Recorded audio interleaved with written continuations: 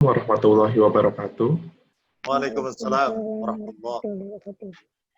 Bismillahirrahmanirrahim. Alhamdulillahirabbil alamin wa bihi nasta'in ala umurid dunya waddin. Wassalatu wassalamu ala asrofil anbiya wal mursalin wa ala alihi wa sahbihi ajmain. Amma ba'du.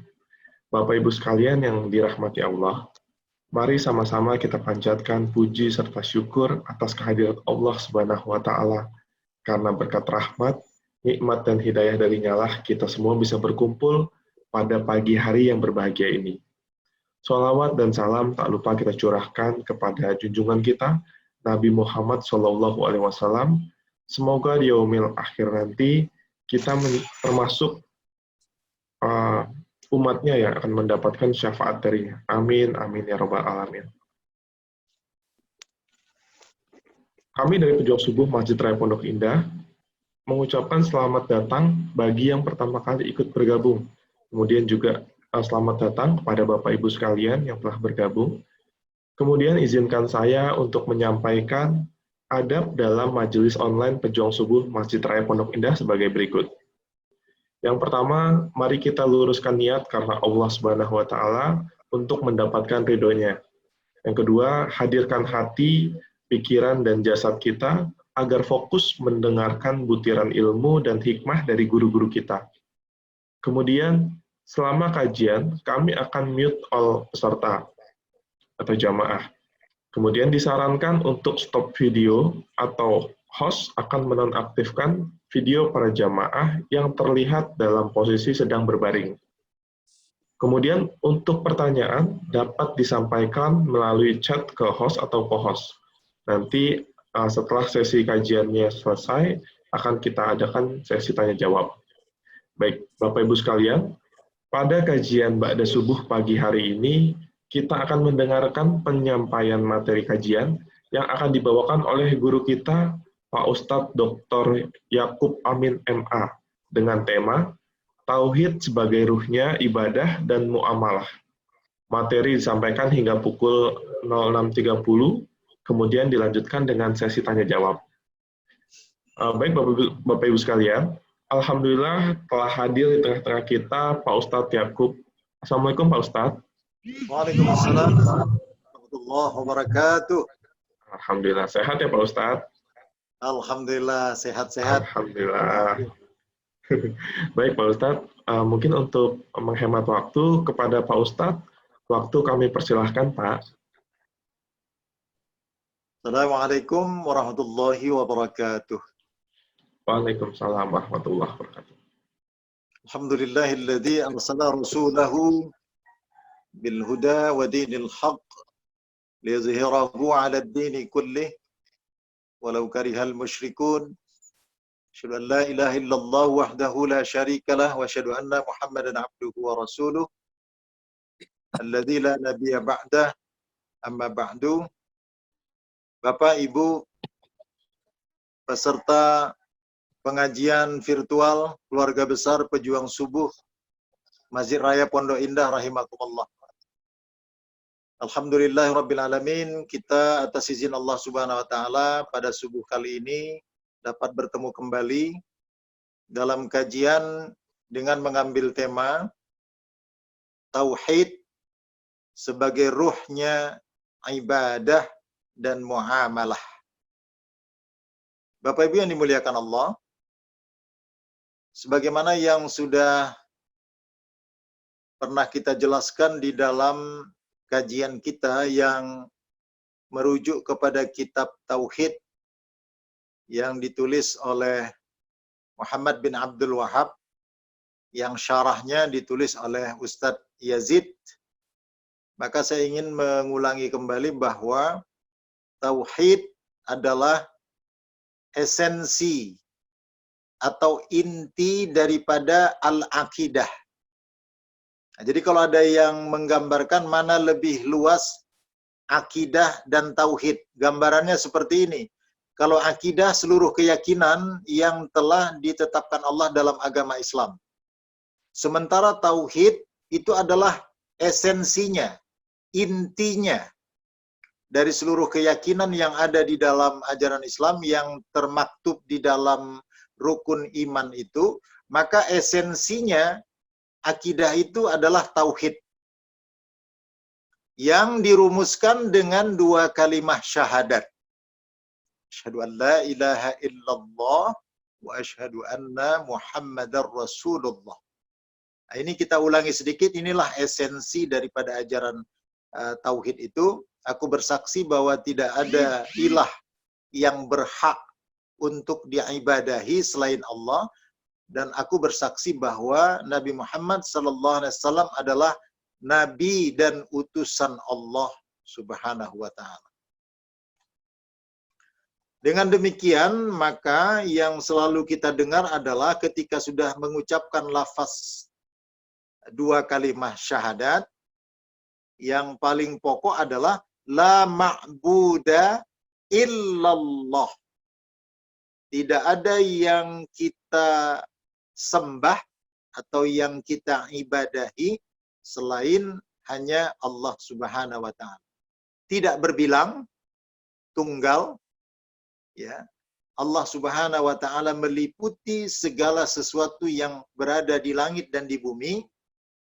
Ya, Allah Subhanahu wa taala adalah zat yang kekal, berbanding terbalik dengan kita makhluknya bergantung kepada Allah. Allahus Samad, sifat kita baharu, kita memiliki ketergantungan secara mutlak kepada Allah Subhanahu wa taala. Saya meminta kita untuk merujuk kepada dalil Al-Qur'an yang sudah sangat populer, surah Al-Baqarah ayat 255. Sebenarnya surah Al-Baqarah, tapi namanya yang dikenal masyarakat ayat kursi. Saya melihat ayat kursi ini memang kesimpulan yang paling jelas tentang memakrifati Allah Subhanahu wa taala. Maka tidak heran di dalam hadis sahih, siapa yang membaca ayat ini pada malam hari, maka Allah perintahkan malaikat untuk menjaganya dan mengurusi urusannya sampai esok pagi. Dan siapa yang membaca ayat ini, maka tidak ada yang menghalanginya untuk masuk ke dalam surga, melainkan kematian.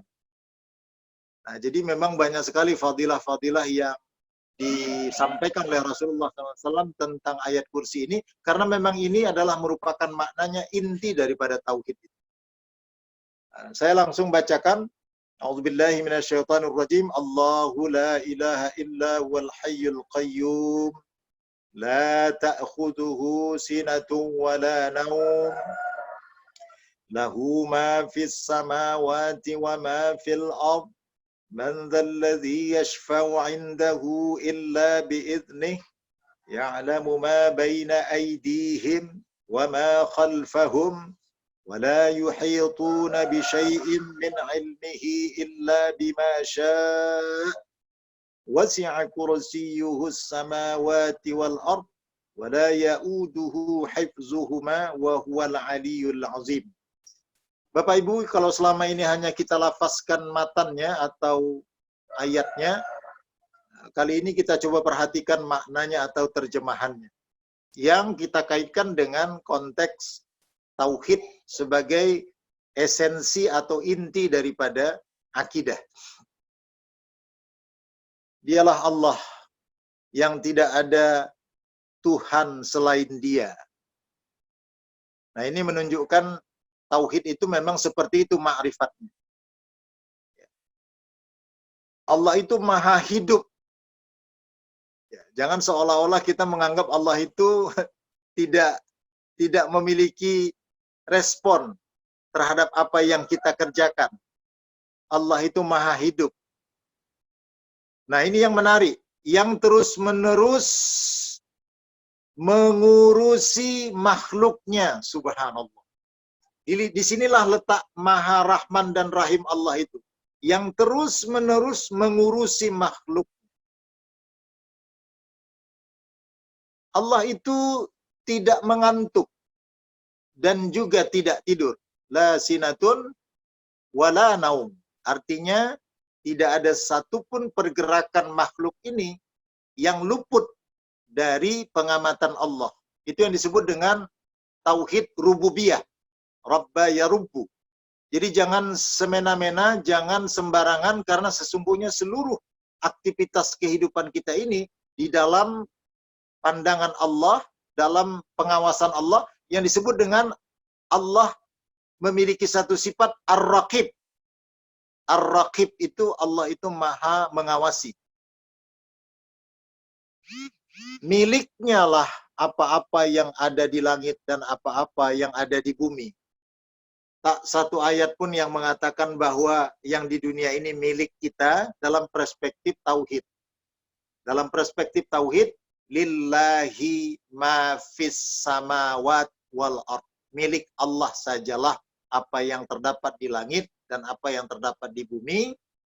Maka kita kalau tauhidnya benar, tidak mungkin akan menjadi kikir dan pelit, karena sesungguhnya apa yang kita miliki hakikatnya adalah sesuatu yang dititipkan oleh Allah Subhanahu wa taala. Ini perspektif orang yang bertauhid. Jadi begitu dia ingin menguasai dan tidak memanfaatkan di jalan Allah, maka dia mengatakan, emang saya punya ini? Maka dia akan membaca ayat lillahi ma fis samawat wa ma fil ard. Milik Allah sajalah apa yang terdapat di langit dan apa pula yang terdapat di bumi. Dan tidak ada sesuatu pun yang dapat memberikan syafaat. Ya, kalau dalam kajian tauhid termasuk baginda Rasulullah SAW tidak dapat memberikan syafaat kecuali atas izin Allah. Nah, jadi kita memahaminya seperti itu. Ya, karena kita tahu ada syafaat dari Rasulullah, tetapi dalam konteks tauhid, kita meyakini Rasulullah sendiri pun tidak akan dapat memberikan syafaat kepada kita, melainkan atas izin Allah Subhanahu wa ta'ala. Kita lanjutkan. Ya. Dia mengetahui apa yang di hadapan mereka dan apa yang di belakang mereka. Artinya proses kejadian kita itu yang disebut dengan di belakang sampai ditetapkannya takdir, dan dia juga mengetahui perjalanan akhir setiap kehidupan kita. Bayangkan itu. Sebelum kita hidup sampai kehidupan yang kita jalani, sampai kehidupan yang akan datang, itu semuanya merupakan dalam satu pengetahuan Allah Subhanahu wa ta'ala yang meliputi kita. Itu menunjukkan bahwa kita memang tidak dapat melakukan sesuatu melainkan untuk mempasrahkan diri kita kepada Allah Subhanahu wa ta'ala. Dan mereka tidak mengetahui sesuatu apapun tentang ilmunya, melainkan apa yang dia kehendaki. Allah berfirman, وَمَا يَسْأَلُونَكَ عَنِ الرُّوحِ قُلِ الرُّوحُ مِنْ أَمْرِ رَبِّي وَمَا أُوتِيتُم مِنَ الْعِلْمِ إِلَّا قَلِيلًا. Ya. Apabila mereka bertanya kepadamu ya Muhammad tentang ruh, ruh itu bahagian daripada ilmu Allah, maka dijawab, ya, Qulir ruhu min amri rabbi, katakanlah ya Muhammad bahwa ruh itu merupakan urusan Tuhanku. Ini dia, wa ma utitum minal ilmi illa qalila, dan aku tidak berikan kepada manusia tentang ilmuku tersebut melainkan hanya sedikit saja. Oleh karena itu sekali lagi orang-orang yang berilmu pun kalau dia bertauhid kepada Allah Subhanahu wa taala, dia tidak akan memiliki kesombongan dengan ilmunya, karena sesungguhnya Allah mengatakan bahwa apa yang Allah berikan itu sedikit sekali. Kursinya itu yang disebut dengan singgasana atau arash atau tempat Allah bersemayam. Kursinya meliputi langit dan bumi, dan dia tidak merasa berat memelihara keduanya dan Dia Maha Tinggi dan Allah itu Maha Agung. Ya. Nah, di catatan tafsir Departemen Agama yang dikatakan kursi itu sebagian mufassir mengatakan dengan ilmu Allah, ya, ada pula yang mengartikan bahwa dengan kekuasaan Allah, ya. Jadi kursi itu merupakan satu bentuk ungkapan Al-Qur'an yang ada yang menafsirkannya dan ada juga yang tidak menafsirkannya. Ala kulli hal kita kembalikan kepada makna sebagaimana yang dijelaskan oleh para ulama tafsir, yakni kursi itu menggambarkan kebesaran di mana Allah ya menetap di singgasananya. Dan hal-hal yang seperti ini kita tidak bisa lebih banyak untuk mengeksplorasinya karena memang akal pikiran kita terbatas. Maka kita yakini saja bahwa yang dimaksudkan itu adalah sebagian mufassir mengartikan dengan ilmu Allah, itulah yang dikatakan kursi. Ada pula yang mengartikan dengan kekuasaannya dan ada pula yang menafsirkan dengan pengertian-pengertian yang lain. Baik, landasan dalil berikutnya surah yang ke-59 Al-Hasyr ayat 22, 23, 24. Bapak Ibu, surat Al-Hasyr, surat yang ke-59, ayat 22, 23, 24. Atau 3 ayat sebelum akhir dari surah Al-Hasyr. Saya bacakan. A'udzubillahi minasyaitonirrajim. Atau ada ibu yang mau membacanya? Silakan. Atau Pak Asril?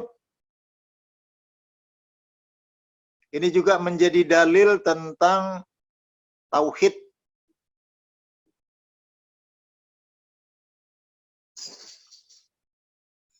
Baik, saya bacakan. Wallahul ladzi la ilaha illahu alimul ghaib wasyahadah warrahmanur rahim. Dialah Allah yang tidak ada ilah yang berhak untuk diibadai kecuali Dia. Ya. Alimul ghaib. Allah itu Maha mengetahui keadaan yang gaib. Wasyahadah. Dan juga yang nyata. Ya. Warrahmanur rahim, dialah Allah yang Maha Pengasih lagi Maha Penyayang. Ayat 23, wallahu alladzi la ilaha illahu al-malikul quddusus salamul mu'minul muhaiminul azizul jabbarul mutakabbir. Subhanallah amma yusyrikun. Ya. Ayat yang terakhir, wallahul khaliqul bari'ul musawwiru lahul asma'ul husna yusabbihu lahu ma fis samawati wal ard wa huwal azizul hakim. Jadi ayat Al-Baqarah 255 dan surat Al-Hasyr 22, 23, 22, 23 dan 24 menjadi dasar kita untuk kembali memperbaharui pemahaman kita tentang akidatul Islam yang esensinya adalah tauhid. Allah sudah memperkenalkan dirinya sebagaimana yang ayat-ayat kita bacakan tadi. Bapak Ibu yang dimuliakan Allah Subhanahu wa taala. Mudah-mudahan kita bisa melihat 3 ayat terakhir dari surah Al-Hasyr. Baik, selanjutnya kita masuk kepada pengertian ruh. Ma huwa ruh? Apa itu ruh? Ruh yang ditiupkan oleh Allah Subhanahu wa taala ke dalam jasad kita pada saat usia kita di kandungan 120 hari, wa nafakhtu fihi mir ruhihi. Itu pengertian ruh. Satu zat yang bersumber dari Allah Subhanahu wa taala yang memberikan potensi kepada kita untuk bergerak, untuk hidup. Itu ruh. Nah, kemudian kata kunci yang ketiga, al-ibadah. Al-ibadah dimaknai adalah taqarruban, mendekatkan diri kepada Allah. Ya.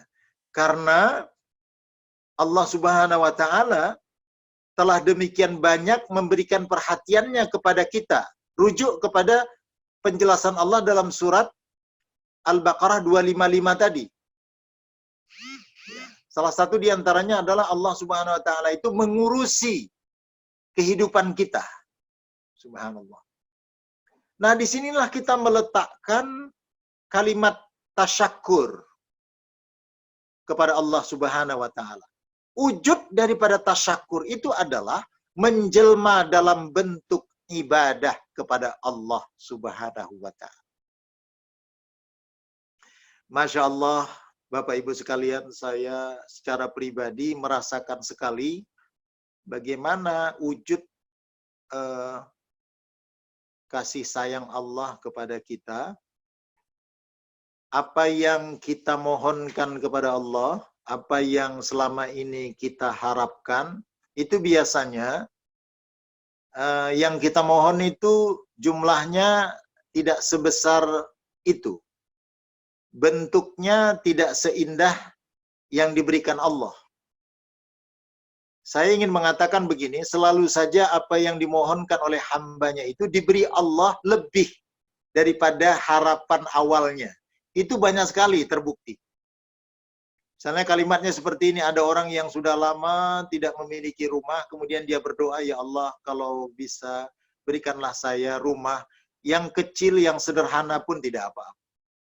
Saya banyak diceritakan Pak Azril, Pak Sujono, bahwa pengalaman orang setelah diberikan Allah rumah itu ternyata ekspektasinya melebihi daripada apa yang dia inginkan. Dalam menuntut ilmu juga begitu. Harapan kita ya kalau nggak bisa S2, S1 pun jadi. Tapi ternyata Allah sering mewujudkan orang-orang yang bercita-cita seperti itu, jangankan S2, malah S3 dia peroleh. Nah, jadi saya berpikir Maha Rahman dan Rahim Allah itu sangat terasa. Nah, kalau demikian, yang memberikan selalu lebih itu adalah Allah.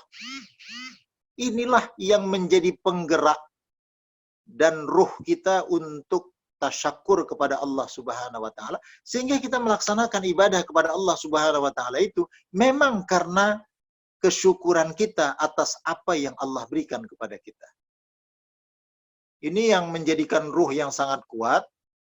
Dan ingat, ibadah itu akan mardud, akan tertolak kalau memang tidak dimakrifatkan kepada Allah Subhanahu wa taala. Ibadah apapun. Ambil contoh.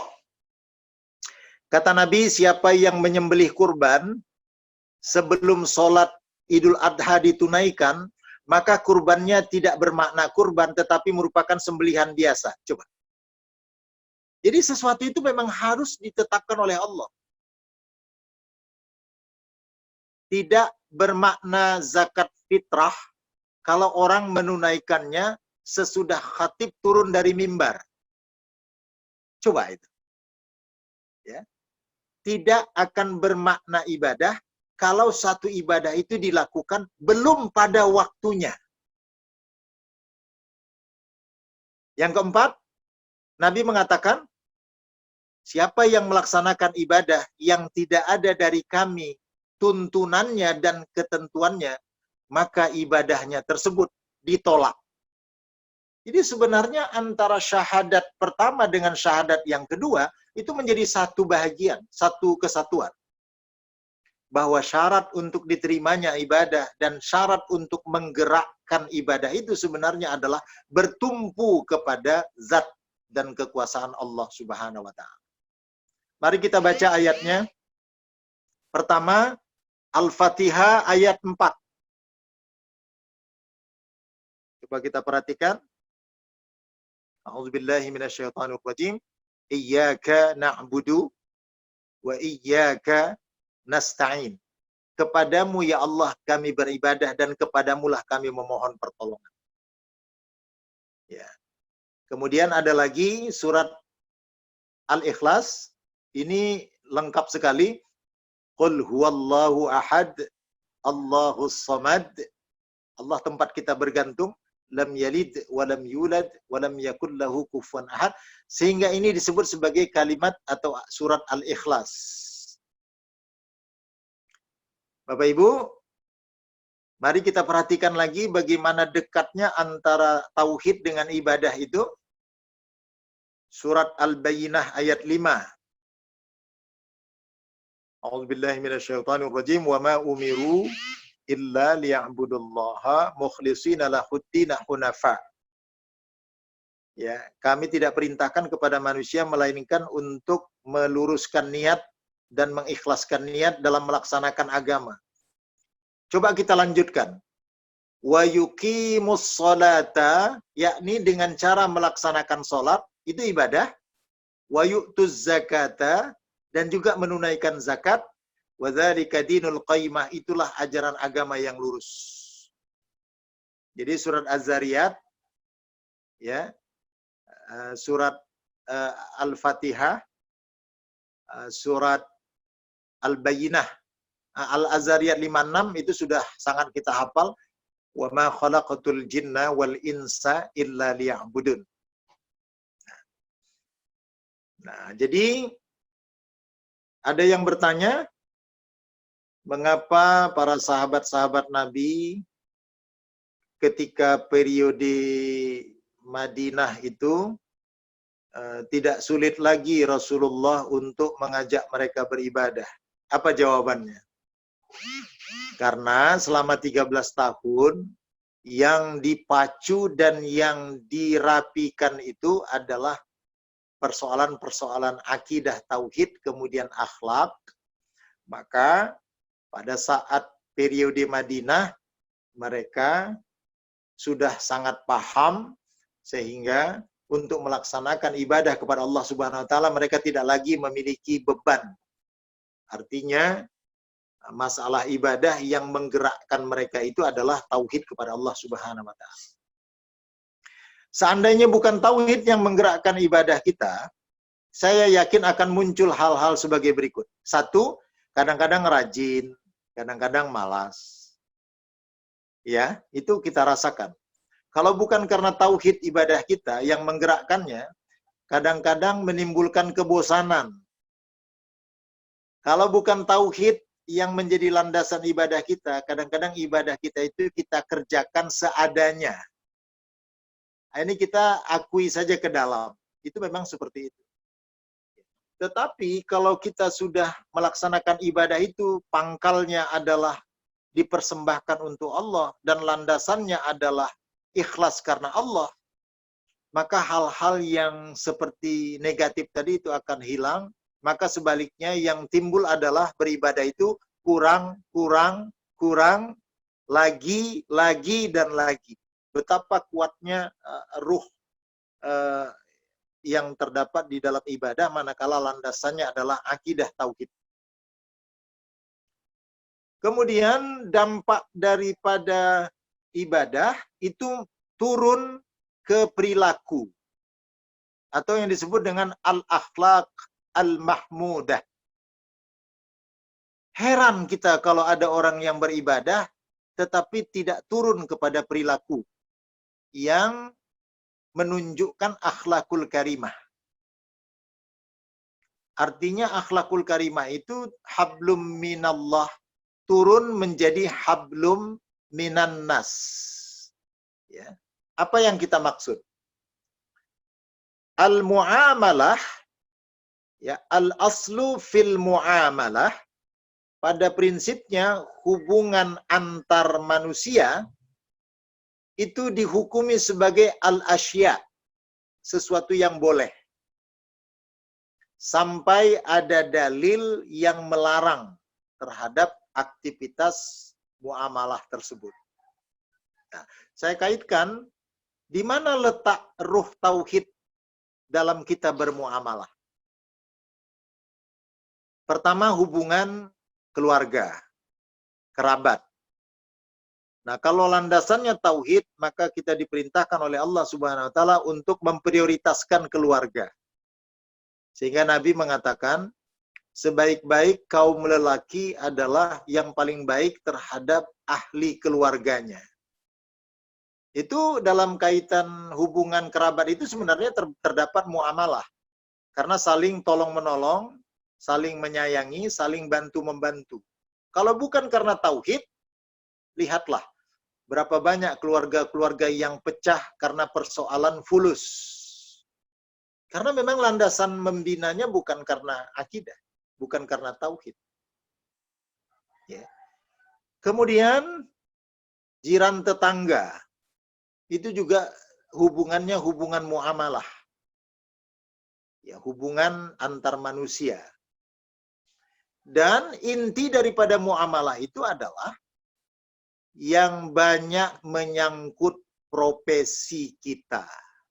Apa itu profesi kita? Yang berhubungan dengan manusia, di mana kita ingin mendapatkan ma'isyah, kehidupan. Salah satu di antara yang dijelaskan adalah salah satu penyangga kehidupan itu adalah aktivitas jual beli ataupun aktivitas produksi.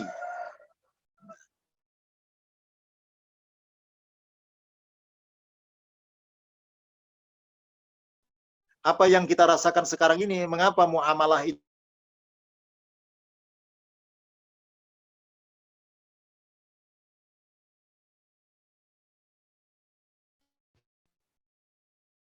tapi penggeraknya di luar itu.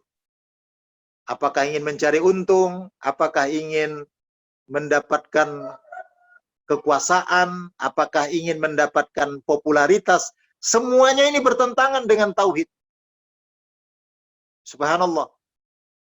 Nah, jadi bagaimana muamalah kita akan terselamatkan? Kata kuncinya adalah muamalah itu harus didasari oleh fondasi tauhid. Menimbang dia tidak akan mengurangi lagi, mengukur dia tidak akan mengurangi lagi, kualitas barang yang dia jual tidak dia kurangi, kemudian dia mengatakan sesuatu yang sebenarnya. Bayangkan Rasulullah mengatakan orang yang beriman yang sebenarnya itu adalah orang yang dapat memberikan keamanan dan keselamatan dari lisannya dan tangannya. Jadi lambang bermuamalah itu adalah lisan dan tangan. Nah, jadi kalau sudah lisan ini datangnya berdasarkan ruh tauhid, maka tutur katanya pun akan santun, dia menghindari sesuatu yang berdusta, kemudian tangannya pun berkarya untuk sesuatu yang diridhoi oleh Allah Subhanahu wa taala. Oleh karena itu, saya dari pengalaman sejarah melihat disinilah letaknya mengapa pribadi-pribadi terbaik pada masa Rasulullah yang kita sebut sebagai sahabat itu ibadahnya luar biasa, muamalahnya pun tertib. Nah, kita kadang-kadang mendengar kisah-kisah para sahabat ini sangat luar biasa, termotivasi, kira-kira begitu. Nah, Bapak Ibu yang dimuliakan Allah Subhanahu wa taala, salah satu dari kehidupan sahabat yang menginspirasi kita pada subuh kali ini adalah kehidupan sahabat Nabi yang sekaligus juga menjadi pembantu Nabi selama 10 tahun. Mungkin kita sudah agak teringat itu. Dia adalah Anas bin Malik Al-Ansori. Ini luar biasa ini, Anas bin Malik ini. Dan kita juga iri kepada Anas bin Malik Al-Ansori karena mendapatkan pujian dari Rasulullah dan didoakan oleh Rasulullah SAW khusus untuk Anas bin Malik. Karena memang akidahnya luar biasa, ibadahnya juga sangat-sangat baik, kemudian dalam bermuamalahnya pun sangat luar biasa. Ada dua doa yang Rasulullah panjatkan kepada Anas bin Malik, dan insya Allah semua doa Rasulullah itu terbukti. Saya bacakan ya Bapak Ibu doa Rasulullah. Satu kali Rasulullah mendoakan sahabatnya Anas bin Malik dengan melafazkan doa sebagai berikut. Allahumma aksir malahu wa waladahu wa barik lahu fima razaqtahu. Jadi Rasulullah sebagai sosok sahabat yang sangat luar biasa ini, ya Allah banyakkanlah harta Anas bin Malik. Ya. Jadi kita sekaligus menyampaikan bahwa doa ini merupakan salah satu kekuatan yang sangat luar biasa juga. Ya. Sampai-sampai Rasulullah mengatakan, man lam yas'al ilallah, siapa yang tidak mau meminta kepada Allah, ya, faghadab alaih, maka Allah akan murka kepadanya. Nah, maka Nabi mengajarkan kepada kita untuk selalu memohon kepada Allah Subhanahu wa taala. Salah satu kekuatan doa itu kan ibadah, bisa mengubah takdir. Ya. Saya melihat apa yang disampaikan Rasulullah kepada Anas bin Malik. Allahumma aksir waladahu, ya Allah banyakkanlah malahu, ya Allah banyakkanlah harta Anas bin Malik. Dicatat dalam sejarah, sepeninggal Anas bin Malik, banyak sekali meninggalkan ternak, unta, kambing, kemudian kebun-kebun anggur dan kurma di Madinah. Jadi doanya Nabi diijabah oleh Allah Subhanahu wa taala. Yang kedua, kata Nabi, wa aksir waladahu, dan banyakkanlah anak-anaknya. Diijabah oleh Allah. Anak Anas bin Malik itu keturunannya banyak sekali. Ya. Anaknya dari beberapa istri, bukan satu istri, itu disebutkan lebih dari 50 orang. Ya, Anas bin Malik.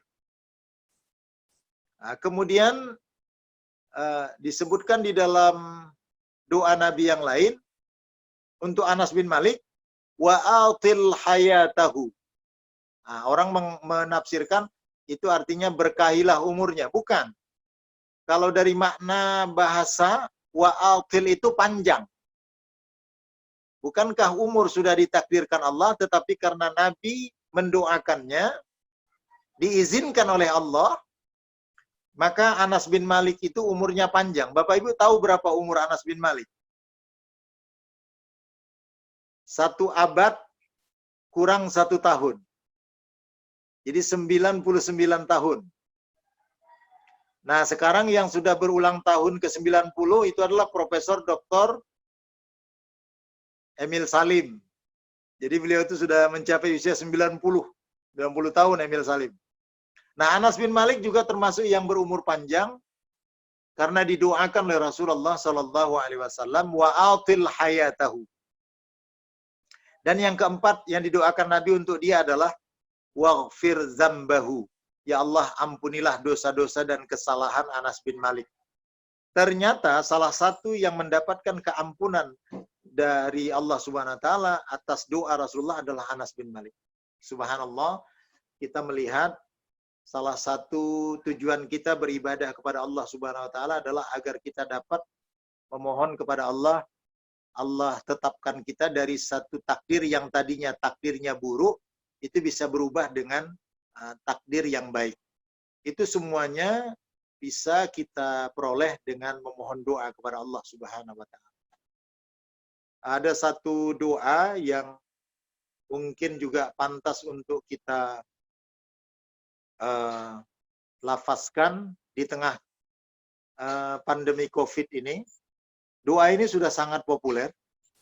A'udzubillahi minasyaitonirrajim. Allahumma inni, ya Allah aku memohon kepadamu, min jahdil bala, dari beratnya atau kerasnya cobaan hidup.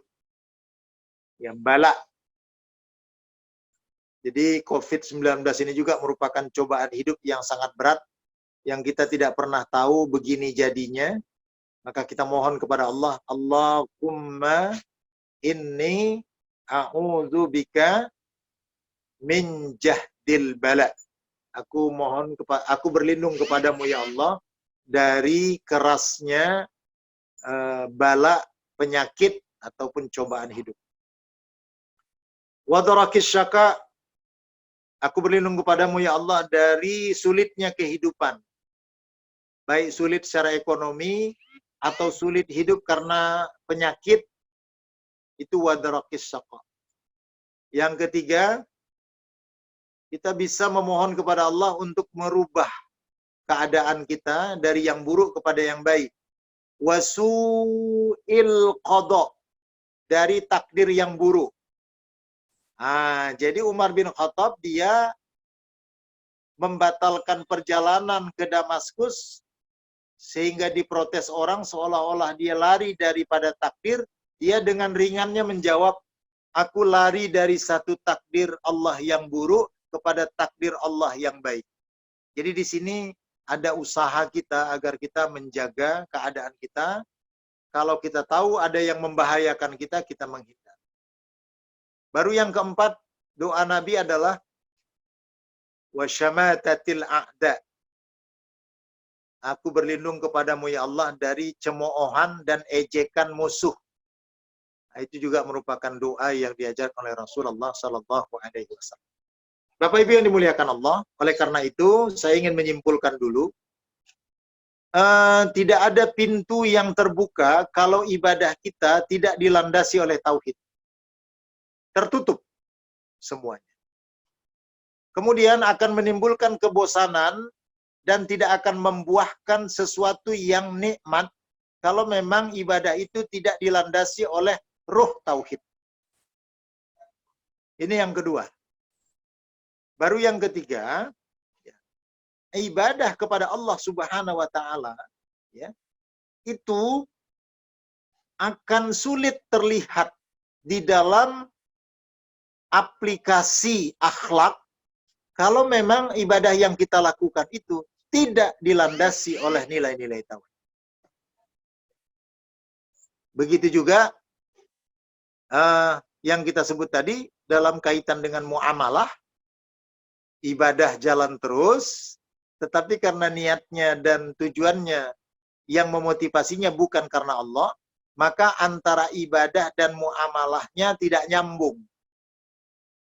Ibadahnya kelihatan seperti orang yang sangat alim, giliran untuk mengerjakan proyek ataupun bisnis, itu nilai-nilai ibadah itu tidak membentuk.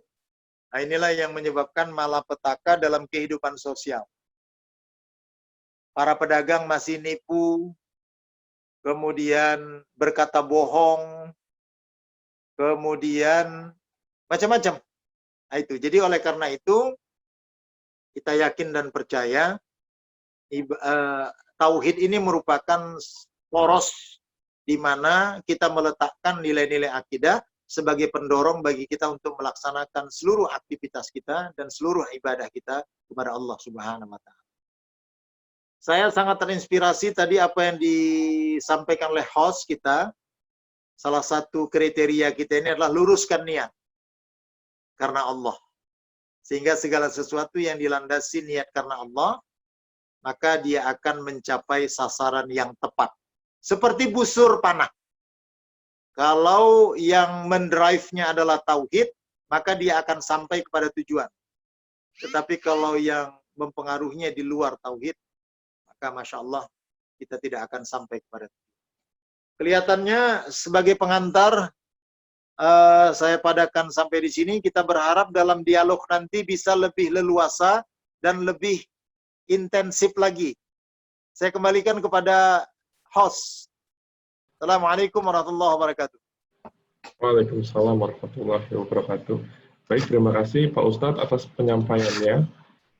Sebelum kita mulai ke sesi tanya jawab dan diskusi, izinkan saya untuk menyampaikan beberapa pengumuman terkait kegiatan di Masjid Raya Pondok Indah. Jadi yang pertama adalah kajian kita besok pagi hari Ahad 12 Juli 2020, yaitu kajian tafsir Tadabbur Quran Surat Al-Baqarah ayat 189 sampai 195 dengan narasumber Ustazah Dr. Isnawati Rais MA. Kemudian program berbagi sembako tahap 4 telah kami lakukan hari Rabu tanggal 8 Juni 2020. Kepada para donatur yang telah berpartisipasi dalam baksos ini, kami ucapkan terima kasih, jazakumullah khairan kasiran. Insya Allah program ini akan kami lakukan sampai pandemi COVID-19 berakhir. Oleh karenanya, dengan segala kerendahan hati, kami masih menunggu partisipasi Bapak dan Ibu dalam kegiatan baksos ini. Kami juga membuka kesempatan kepada para jamaah untuk beramal jariah secara rutin bulanan atau menjadi donatur tetap untuk mendukung kegiatan dakwah pejuang subuh. Bagi Bapak dan Ibu yang ingin berpartisipasi, baik donasi sembako maupun donasi dakwah, bisa menghubungi Bendahara Pejuang Subuh, Bapak Irwan Prima Aditya, di nomor handphone 0811 828 246, atau bisa juga mentransfer langsung ke rekening donasi sembako Pejuang Subuh Masjid Raya Pondok Indah, nomornya di 711 954 3357, Bank Syariah Mandiri atas nama Irwan Prima Aditya. Barakallah. Ya, seperti yang sudah tertayang ya tadi. Baik, Bapak Ibu sekalian, kita coba untuk mulai baca pertanyaannya yang ada di kolom chat. Pertama dari Ibu mungkin ya, Ibu Putiri Buana Katili. Assalamualaikum Pak Ustadz. Waalaikumsalam warahmatullahi wabarakatuh. Baik, pertanyaannya, apa yang harus kita lakukan agar senantiasa mendapat syafaat dari Allah dan Rasulullah? Ya. Baik. Syafaat adalah salah satu bentuk pertolongan kepada seorang hamba untuk menentukan nasib akhirnya di yaumil kiamah. Jadi ada beberapa persepsi tentang syafaat. Ada yang mengatakan seperti ini, dia tidak maksimal melaksanakan ibadah, sehingga nasibnya pada hari kiamat akan menuju kepada nasib yang buruk. Sehingga dipersepsikan Rasulullah datang, kemudian memberikan pertolongan kepada orang ini. Ini bertentangan dengan banyak ayat Al-Quran dan hadis, karena yang internal dirinya dia tidak melakukan. Jadi, tidak mungkin sesuatu mengharapkan pertolongan yang kita sendiri tidak melakukan. Itu yang pertama, kita luruskan tentang syafaat. Yang kedua, syafaat itu bukan dari Allah. Tetapi syafaat itu Allah limpahkan kepada Rasulullah. Tidak akan bisa diberikan syafaat kepada seseorang, melainkan atas izin Allah.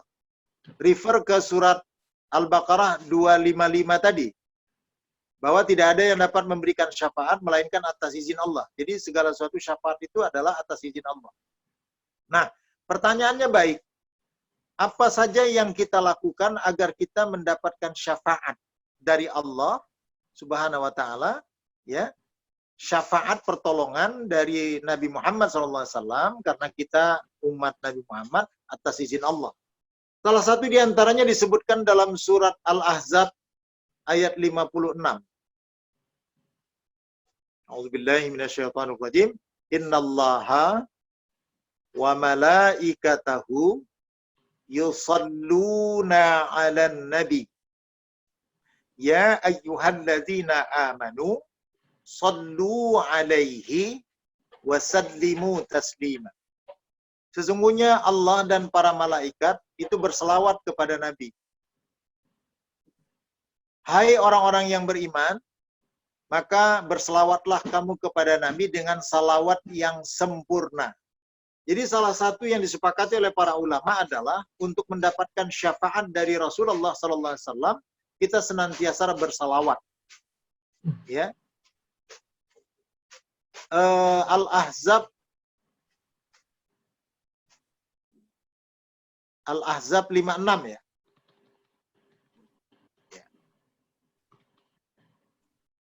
Ini Al-Ahzab ya. Ini yang Al-Ahzab 56. Maaf. Ya Ustaz, ini Al-Ahzab 56. Berarti bukan Al-Ahzab ya. Sungguhnya Tapi- Allah dan malaikat bersalawat untuk Nabi. Ya Al-Ahzab ya. Ya, ayatnya di atas. Innallaha wa malaikatahu yusholluna 'alan nabi, betul? Ya alladzina amanu shallu 'alaihi wa sallimu taslima. Ini. Tetapi makna salawat itu ada dua. Satu maknanya secara verbal, Allahumma shalli ala Muhammad. Tetapi yang dimaksudkan kata-kata salawat itu adalah doa. Nah, ibadah, salah satu diantaranya sholat, itu merupakan doa. Jadi, salawat baru matching kepada orang yang menegakkan sholat. Salawat saja, tapi tidak sholat, maka tidak ada sandarannya. Nah, jadi kadang-kadang memaknai salawat itu kita kadang-kadang keliru. Jadi makna surah Al-Ahzab 56 itu sebenarnya adalah as-salawat itu dimakna ad-du'a. Jadi kita bermohon kepada Allah, memohon kepada Allah agar Allah Subhanahu wa taala memberikan syafaatnya kepada kita atas izin Allah Subhanahu wa taala. Salah satu diantaranya adalah itu. Kemudian yang kedua, memperbaiki keadaan kita di yaumil akhir kelak. Saya mengutip riwayat dari Ibnu Umar. Satu ketika Rasulullah selesai sholat, ya, kemudian secara perlahan-lahan begitu, tapi terdengar seseorang membaca kalimat seperti ini. Allahu Akbar kabira, walhamdulillahi katsira, wa subhanallahi bukratan wa asila. Kemudian Nabi bertanya, siapa yang membaca lafaz tadi? Maka seorang sahabat itu menyatakan, saya ya Rasulullah. Aku sangat mengagumi lafaz yang kau baca, karena Jibril mengabarkan kepadaku, asbab bacaan itu, pintu langit terbuka. Kata Ibnu Umar, sejak aku mendengar ungkapan Rasulullah itu, aku tidak pernah lagi meninggalkan bacaan itu, ya pada saat-saat selesai sholat ataupun di saat-saat yang lain. Mungkin kita sudah hafal ya. Allahu Akbar kabira, walhamdulillahi katsira, wa subhanallahi bukratan wa asila. Itu saat pintu langit terbuka untuk kita memohon kepada Allah agar mendapatkan syafaat kelak di yaumil akhir. Di saat itulah kita memohon kepada Allah Subhanahu wa taala. Nah, baru yang ketiga, siapa yang ingin mendapatkan syafaat dari Rasulullah SAW, berfokuslah kepada tuntunan Al-Quranul Karim yang ditinggalkan Rasulullah sebagai wasiat kepada kita, dan berkomitmenlah kepada sunnah Rasulullah SAW yang akan dapat menuntun kehidupan kita fit dunya wal akhirah. Kira-kira begitu jawaban saya. Terima kasih. Baik, terima kasih Pak Ustadz atas jawabannya. Baik, kemudian kita lanjut ke pertanyaan berikutnya dari Bapak Taufik Nur. Assalamualaikum Pak Ustadz. Waalaikumsalam. Mau tanya Pak Ustadz mengenai ibadah yang diuraikan tadi, maksud saya ibadah sholat sunnah. Yang pertama, batasan sholat sunnah tahajud sampai azan subuh atau sebelum iqomah, yang iqomah subuh. Yang kedua, sholat duha, batasannya sampai mana Pak Ustadz? Terima kasih. Wassalamualaikum warahmatullahi wabarakatuh. Baik. Wa minal laili fatahajjat bihi nafilatan laka 'asa ay yab'atsaka rabbuka maqaman mahmuda. Salat tahajud ini atau qiyamul lail dibagi pelaksanaannya 3 waktu. Awal malam, dari pukul 8 sampai kira-kira pukul 12. Tengah malam, 12 sampai kira-kira pukul 2. Akhir malam, pukul 2 sampai pukul 3 atau sampai mendekati subuh. Jadi yang paling afdol itu adalah yang di sepertiga akhir malam.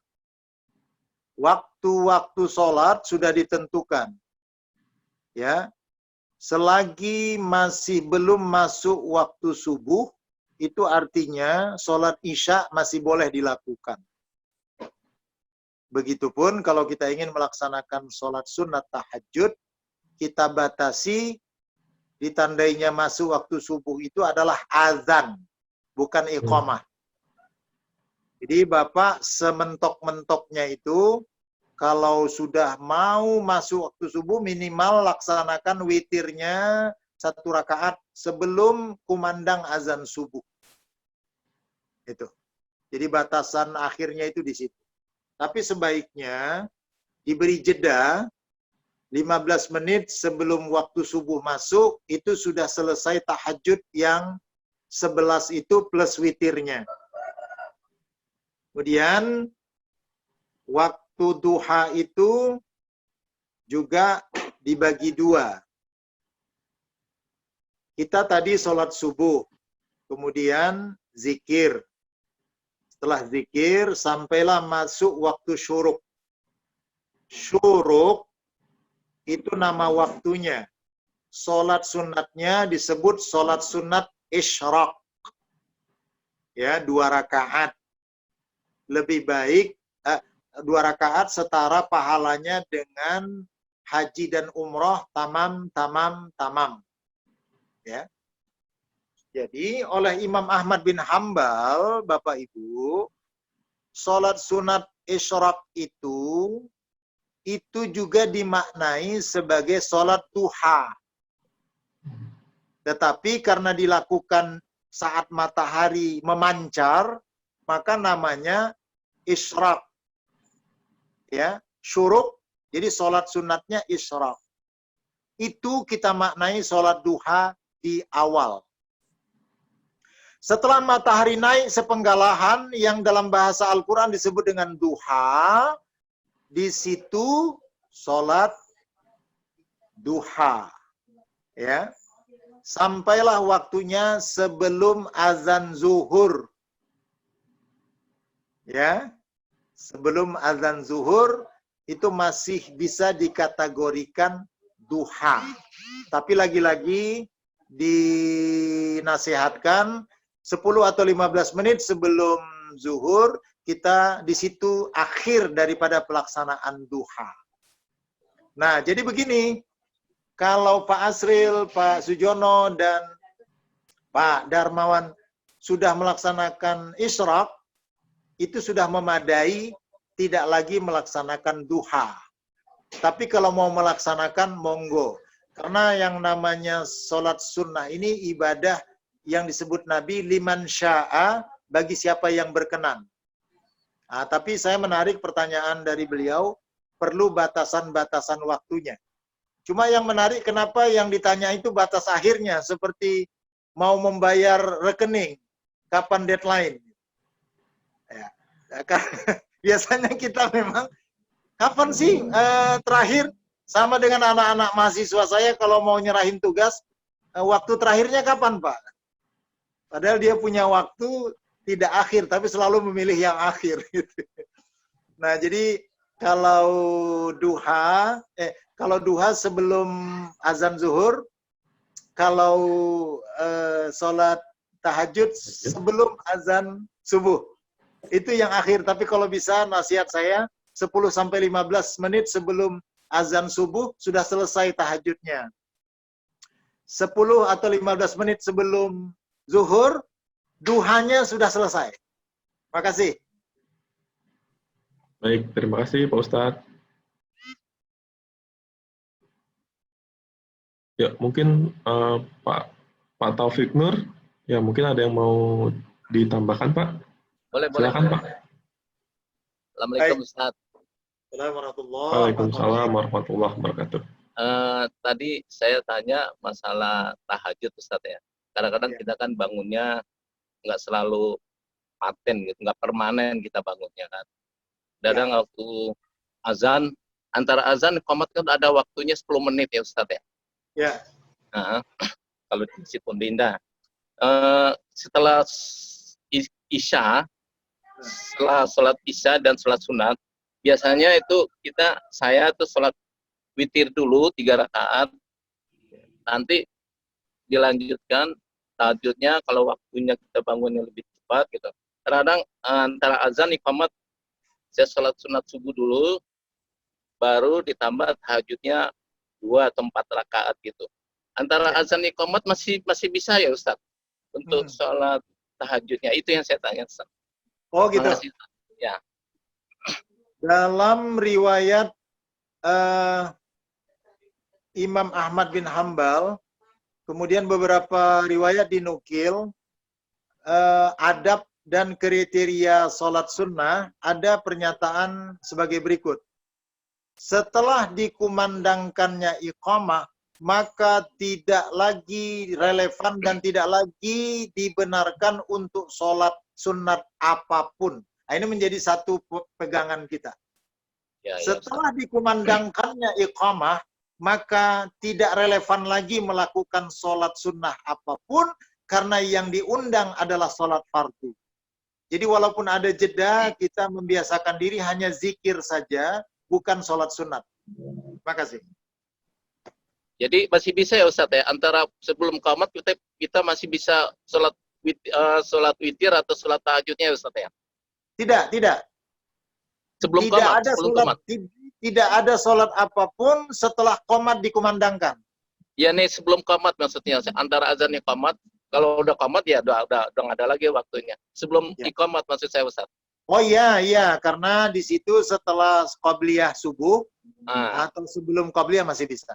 Ya, iya tuh yang saya tanya. Kalau udah qomat ya udah nggak ada lagi sholat sunat. Terima kasih Ustaz. Assalamualaikum. Waalaikumsalam warahmatullahi Terima kasih wabarakatuh. Pak Chandra. Terima kasih Pak Taufik. Ya. Baik Pak Ustadz, kita lanjut ke pertanyaan berikutnya. Baik. Ini ada dari Pak Edi Cahyono. Baik Pak Edi. Assalamualaikum warahmatullahi wabarakatuh. Pak, mohon topik ini di buku Syarah Kitab Tauhid di bab apa dan halaman berapa? Terima kasih. Baik. Kebetulan kemarin Pak Edi bincang-bincang dengan Pak Asril, saya sebenarnya ingin melanjutkan topik di kitab syarah. Tetapi karena untuk virtual ini kita memerlukan marketing juga dalam flyer judul, maka khusus ini Pak Edi, saya rancang dan saya rumuskan sendiri. Tauhid sebagai ruhnya ibadah dan muamalah. Jadi secara spesifik tidak di dalam buku syarah itu. Karena permintaan Pak Asril, tolong carikan judul yang berangkat dari tauhid. Nah, jadi saya fokus apa sih yang melatar belakangi ibadahnya Rasul dan para sahabat begitu konsisten, dan apa sih yang menyebabkan pola bermuamalah para sahabat itu begitu baik, seperti Abdurrahman bin Auf, Utsman bin Affan, Sayyidina Abu Bakar. Kenapa mereka bermuamalahnya begitu baik? Ternyata yang menjadi landasan dan ruhnya itu adalah kuatnya nilai-nilai tauhid itu. Jadi sangat tepat sebelum kita beribadah dan bermuamalah, maka yang diberesi tauhidnya dulu. Jadi kalau ada orang yang langsung ibadah dan muamalah, tauhidnya tidak diberesin, ini ibarat busur panah ditembakkan, dia tidak mengenai sasaran. Begitu Pak Edi. Makasih. Baik, mungkin Pak Edi ya. Sebentar Pak. Pak Edi, saya unmute dulu ya Pak. Pak Edi. Iya Pak. Baik Pak Edi, responnya. Ya. Silakan Pak Edi. Baik, saya menindaklanjutin tadi penjelasan Ustadz mengenai surat Al-Ahzab yang 56, Ustadz. Ya. Ya, mohon bisa kami diberikan pencerahan, tadi disebutkan kan Allah dan seluruh malaikat bersolawat kepada Nabi. Ya. Nah, itu di situ kalau akan ada makna ma'rifat, ada makna yang lain yang tersirat di situ. Message Allah itu. Mungkin mohon kami diberikan penjelasannya, Ustadz. Terima kasih. Assalamualaikum. Waalaikumsalam warahmatullahi. Jadi sebagian mufasir menyatakan bahwa Al-Ahzab 56 itu ketika menyebut innallaha wa malaikatahu, sesungguhnya Allah dan para malaikat yusalluna 'alan nabi. Jadi berselawat kepada para nabi, termasuk nabi dan rasul yang 25 dan para nabi-nabi yang tidak wajib kita ketahui 14.000 jumlahnya. Jadi makna Allah dan malaikat bersalawat kepada para nabi itu adalah memberikan penghormatan atas jasa-jasa para nabi yang telah menjadi penyampai risalah Allah. Subhanallah, Allah Subhanahu wa taala ini maha segalanya, sampai dia sendiri yang maha mutlak masih mau memberikan penghargaan kepada manusia yang dia utus sebagai nabi. Saya menggambarkan pada waktu anak kita wisuda, rektor mengalungkan apa itu ya, kelulusan, tanda kelulusan. Iya, kelulusan. Itu luar biasa perasaan si anak yang diwisuda itu. Appreciate Jadi, gitu ya. yang kita maknai adalah setelah Allah menugaskan para nabi itu menyampaikan risalahnya, Allah memberikan apresiasi. Begitu. Ya. Jadi kalau Allah dan malaikat saja mau memberikan apresiasi kepada para nabi, Allah menyindir kepada kita. Kok kita tidak mau memberikan apresiasi kepada para nabi? Wabil khusus kepada Nabi Muhammad SAW dan juga kepada para nabi yang lain yang merupakan keberlangsungan risalah. Maka dalam kaitan ini saya melihat salah satu bentuk bagaimana kita bisa mencintai para nabi itu, selalulah kita mengambil hikmah bahwa apa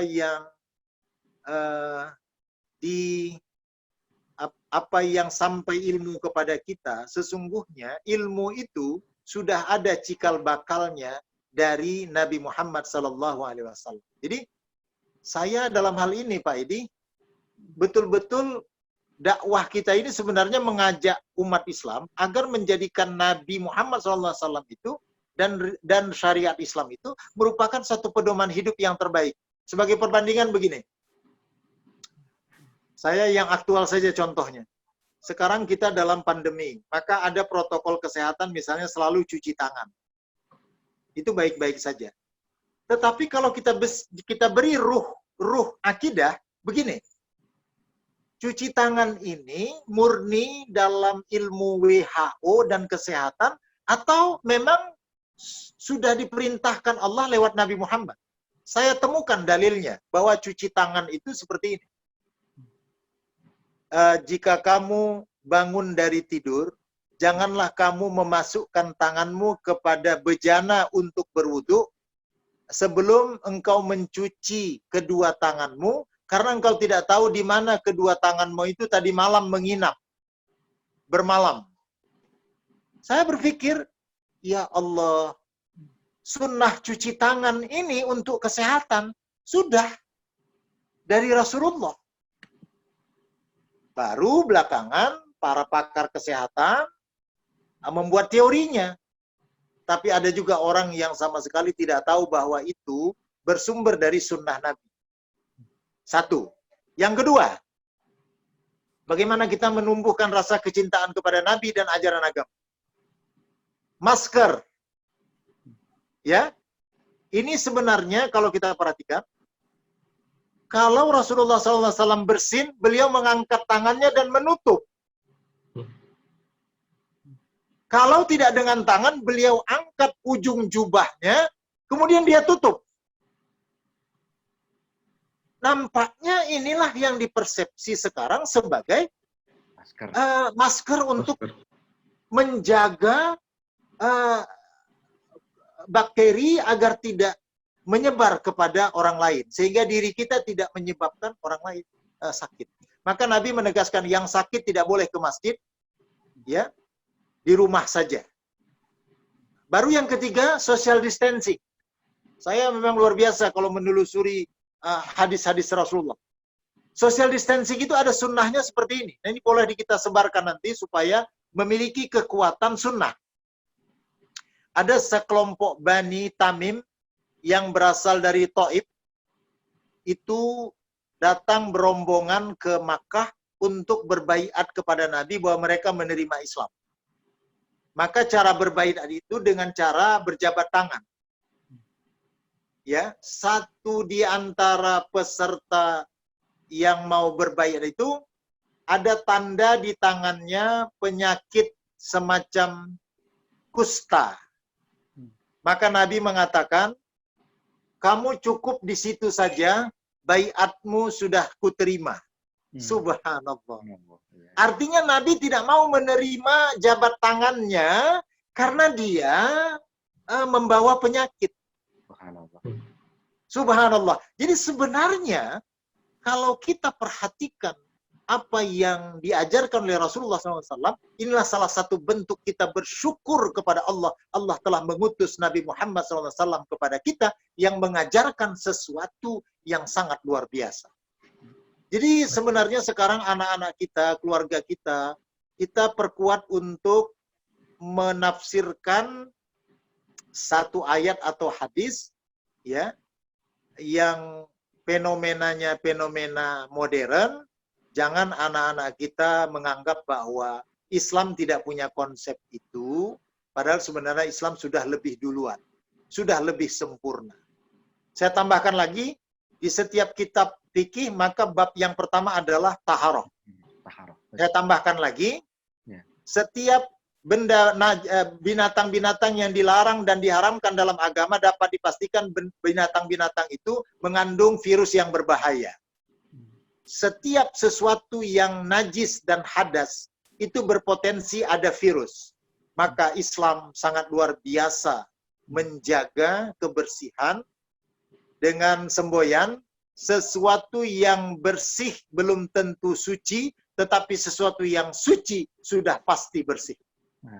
Nah, jadi kaitan kita bersalawat itu sebenarnya dalam rangka untuk menempatkan Allah, Rasul, dan Islam di atas segala-galanya untuk memotivasi kita melakukan segala macam tindakan kita. Jadi jangan ada keyakinan yang lain yang membayang-bayangi, kalaupun ada itu merupakan yang secondary saja. Yang pertama dan utama itu adalah kita menempatkan Allah, Rasul, dan syariat Islam sebagai drive penuntun kehidupan kita. Itulah yang menyebabkan kita memiliki izzatul Islam wal muslimin. Terima kasih Pak Edi. Terima kasih, subhanallah Ustaz. Terima kasih Ustaz. Baik, terima kasih Pak Edi. Pertanyaannya, terima kasih Pak Ustadz. Baik, kita lanjut ke pertanyaan berikutnya Pak Ustadz. Ya.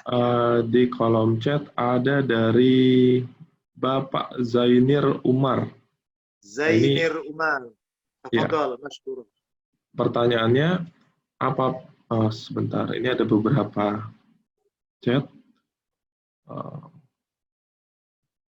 Assalamualaikum Pak Ustadz. Assalamualaikum. Semua hal itu sudah tertulis di Lauhul Mahfuz. Tapi tadi Ustadz bilang takdir itu bisa diubah. Berarti perubahan ini pun sudah tertulis di Lauhul Mahfuz. Pertanyaannya, apapun yang kita lakukan itu bukan kehendak kita, tapi sudah terskenario sejak awal. Kita cuma melaksanakannya saja. Bolehkah ini diartikan kita bukan siapa-siapa di hadapan Allah? Masya Allah. Subhanallah. Kita mencoba melakukan pemahaman takdir ini, basicnya teologi Islam atau ilmu kalam yang sudah berkembang sejak abad ke-4, ke-5, sampai abad ke-6 Hijriah. Jadi arus yang paling besar itu adalah dua. Satu, aliran Jabariyah atau fatalism, itulah yang menyerah tunduk patuh atas kekuasaan Allah dan kita bukan siapa-siapa. Berdasarkan ayat-ayat Al-Quran juga, innallaha ala kulli syai'in qadir, sungguhnya Allah maha kuasa atas segala sesuatu. Tetapi ada juga aliran teologi yang basicnya pada antroposentris. Itu yang kita sebut sebagai aliran lawan daripada Jabariyah, itu adalah Qadariyah, yang sangat bertumpu kepada kemampuan manusia, namanya antroposentris. Kalau yang fatalisme itu teosentris. Jadi dua-dua yang ekstrim ini tidak bisa kita ikuti. Karena ada yang di tengah. Itulah yang disebut dengan ahlus sunnah wal jamaah. Jadi dia bukan Jabariyah, dia juga bukan Qadariyah. Tetapi dia padukan. Apa itu? Kemampuan manusia dimampukan oleh Allah. Dengan syarat seseorang itu ada ikhtiar. Ini yang kita sebut sebagai sunnatullah. Ya. Nah, jadi dalam konteks tadi rezeki, anak, kemudian umur, apakah ini bukan takdir? Ini takdir. Sudah ditetapkan oleh Allah. Sudah diinstal. Sudah diinstal. Kalau bahasa komputernya. Tapi sesuatu yang sudah diinstal itu bisa tidak diubah. Dengan mekanisme sistem komputer. Nah, dalam beragama pun seperti itu. Sesuatu yang sudah diinstal, itu bisa berubah. Karena yang memberi peluang itu Allah sendiri. Apa peluangnya? Ud'uni astajib lakum. Berdoalah kamu kepadaku, niscaya akan aku jawab. Ada lagi dalam Al-Quran, wa idza sa'alaka ibadi anni fa inni qarib. Ujibu da'watad da'i idza da'ani falyastajibu li wal yu'minu bi la'allahum yarshudun. Jadi banyak ayat-ayatnya. Nah, yang ketiga, betul takdir kita sudah diinstal. Tetapi kita tidak diberitahu tentang materi install itu. Disitulah Allah mengatakan kehidupan ini merupakan tantangan. Sepanjang Allah masih memberi peluang kepada kita untuk memohon, maka jangan sombong kita, ikuti saja apa yang diperintahkan Allah.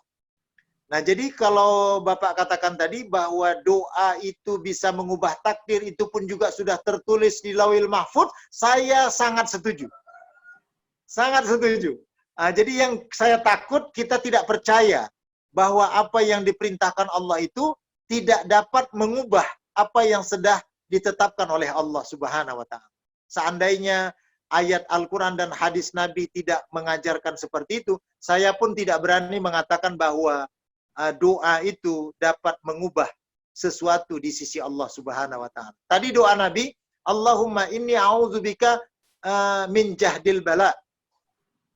Nah, kalau kita bilang bala sudah ditetapkan, ngapain berdoa? Wadarakis syaqa, kesulitan hidup. Kalau memang kesulitan hidup itu sudah ditakdirkan dan ditetapkan, kenapa kita minta supaya dihilangkan? Yang ketiga, wasu'il qadha, dari buruknya takdir. Berarti bisa berpotensi mengubah takdir yang buruk menjadi takdir yang baik. Wa syamatatil a'da, dan dari cemoohan dan caci maki musuh. Jadi apakah kita ini bukan siapa-siapa di hadapan Allah dan selalu pasrah mengikuti kehendak Allah? Sahih, itu memang benar. Pasrahkan diri kita mengikuti apa yang dikehendaki Allah setelah hutang ikhtiar kita tunaikan. Terima kasih. Masya Allah. Baik, terima kasih Pak Ustadz atas jawabannya. Masya Allah. Nah, mungkin ini ada juga yang terkait nih Pak Ustadz pertanyaannya dari Pak Akbar Mursalin. Mungkin agak sedikit saya lompat karena masih relevan. Iya. Jadi mungkin tadi ada beberapa yang sudah terjawab juga Pak Ustadz. Assalamualaikum Pak Kiai, ketentuan Allah di dalam takdirnya sudah ditentukan. Ajal, jodoh, rezekinya tertulis di lauhul mahfuznya. Pertanyaan saya, apakah dengan ikhtiar berdoa dan lain-lain bisa merubah dari takdir miskin menjadi kaya? Dan banyak juga yang sering maksiat kehidupan dunianya, malah bagus kehidupan dunianya gitu. Mohon pencerahannya Pak Kiai. Yang terakhir dulu saya jawab. Ya, Bahwa terakhir. seorang hamba yang bermaksiat tetapi rezekinya bagus, itu bahagian daripada tanda-tanda istidraj. Jadi jangan bangga dulu. Rizki, kebahagiaan, kesenangan hidup, baru menjadi nikmat yang benar kalau diiringi dengan ibadah dan akhlak yang baik. Saya balik, rezeki, anak-anak, harta benda, dinikmati tetapi tidak ibadah, malah maksiat, itu bukan rezeki dan bukan nikmat. Itu kata kuncinya. Oleh karena itu kita memilih, ya Allah, rezeki, anak-anak, kebahagiaan, tapi saya tetap beribadah kepadamu. Maka itu merupakan rezeki yang halal dan thayyiban dan membawa keberkahan. Tapi kalau rezeki, anak-anak, kemudian harta berlimpah tetapi ibadahnya stop, itu istidraj. Itu istidraj. Jadi jangan dibanggakan, jangan dibawa-bawa. Dan tidak perlu kita merasa iri. Itu. Nah, kemudian apakah kemiskinan bisa berubah menjadi kekayaan? Bisa. Ada dua alatnya. Satu, ilmu tentang cara-cara mengatasi kemiskinan. Yang kedua, ikhtiar. Ya, yang ketiga, doa. Apakah orang bodoh bisa menjadi pintar? Bisa. Alatnya, satu, dia belajar dan dia akan bergerak dari kebodohannya. Kemudian dia mengupayakan sesuatu untuk menghidupkan 3 potensi yang Allah berikan kepada dia, yang selama ini potensi itu tidak digunakan. Akal, hati, panca indera. Nah, kalau ini yang dia pegang akan bisa mengubah takdirnya dari bodoh menjadi pintar. Mana dalilnya? Surah Al-Qasas ayat 77. Wabillahi minasyaitonirrajim. Innallaha la yughayyiru ma biqaumin hatta yughayyiru ma bi anfusihim. Sesungguhnya Allah tidak akan mengubah nasib satu kaum sampai kaum itu sendiri yang mengubahnya. Kemudian ada satu lagi, surat An-Nisa ayat 78. 79. Coba perhatikan An-Nisa 79. Ma asabaka min hasanatin faminallah. Wa ma asabaka min hasanat min sayyi'atin famin nafsika. Wa arsalnaka linnasi rasula wa kafa billahi syahida. Apa saja nikmat yang kamu peroleh adalah dari Allah, dan apa saja bencana yang menimpamu, maka itu dari kesalahan dirimu sendiri. Kami mengutusmu menjadi rasul kepada segenap manusia, dan cukuplah Allah menjadi saksi. Jadi penyebab kemiskinan, penyebab kebodohan dengan ayat An-Nisa 79, maaf ya Pak Mursalin, itu bukan dari Allah. Tolong dicamkan, itu dari kesalahan diri kita sendiri, dan faktanya secara empiris sudah bisa kita buktikan. Yang malas belajar bodoh, yang malas berkreasi dan suka tantangan untuk merubah keadaan, itu juga akan menjadi terkebelakang dan miskin. Subhanallah. Makasih. Baik, terima kasih Pak Ustadz atas jawabannya. Baik, sebelum kita lanjut ke pertanyaan berikutnya, kira-kira Pak Ustadz waktunya masih available kah? Karena kalau dilihat masih ada 1, 2, 3, 4 pertanyaan lagi Pak Ustadz. Masih, saya masih siap. Baik. Kalau gitu kita bacakan satu-satu ya Pak Ustadz ya. Baik. Selanjutnya dari Ibu Nur Hayati. Assalamualaikum warahmatullahi wabarakatuh Pak Ustadz. Saya Nur dari Bogor, mau bertanya. Membaca surat pada sholat tahajud dengan surat yang sama, di rakaat kedua, misalnya membaca surat Al-Ikhlas terus-menerus sampai rakaat ke-11, apakah boleh Pak Ustadz? Baik.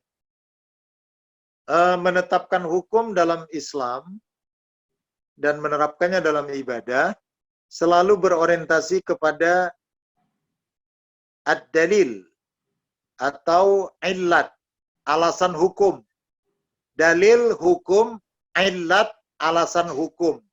Saya mau balik bertanya dulu kepada Ibu. Apa alasannya membaca surah Al-Ikhlas di semua rakaat?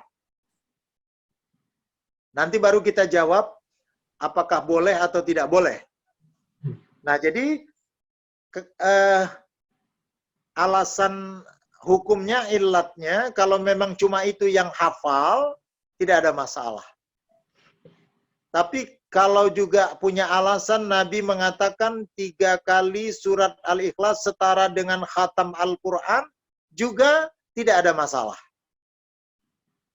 Atau dalil yang ketiga, فَلْيَقْرَأْ مَا تَيَسَّرَ مِنَ الْقُرْآنِ. Maka bacalah dari surat-surat atau ayat-ayat Al-Quran yang mudah dan yang kamu sukai. Juga tidak ada masalah.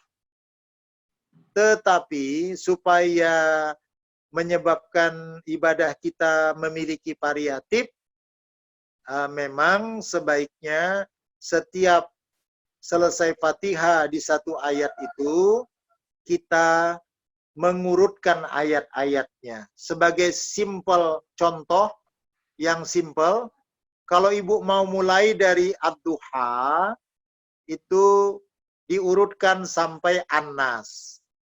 Atau dari Al-Hakumut Takasur sampai An-Nas. Begitu. Kalau mau ayatnya berganti-ganti. Tetapi kalau memang mau bacanya semuanya surat Al-Ikhlas, juga boleh. Tetapi mengikuti sunnah Nabi, Nabi membaca surat Juz Amma itu secara berurutan. Begitu Ibu. Terima kasih. Baik, Kalau kasih, ditanya bolehnya, boleh saja. Ya. Baik, terima kasih Pak Ustadz. Baik. Selanjutnya ada pertanyaan dari Ibu Diah. Nah, Ibu Diah mau bertanya, bolehkah sholat witir kita lakukan setelah ba'da sholat isya? Sehingga kalau nanti bangun untuk sholat tahajud, saya tidak lagi melakukan sholat witir. Apakah boleh seperti itu Pak Ustadz? Baik. Al-witir artinya ganjil. Dan ditempatkan di akhir kegiatan kita pada waktu malam. Sholat yang rakaatnya ganjil dan ditempatkan di akhir. Kalau nasihat Rasulullah kepada para sahabat, jika kamu tidak berniat bangun malam, maka lakukanlah sholat witir itu setelah sholat isya. Tapi kalau kamu berniat bangun malam, maka takhirkanlah witir itu setelah selesai sholat tahajud. Nah, jadi ini merupakan kaifiat.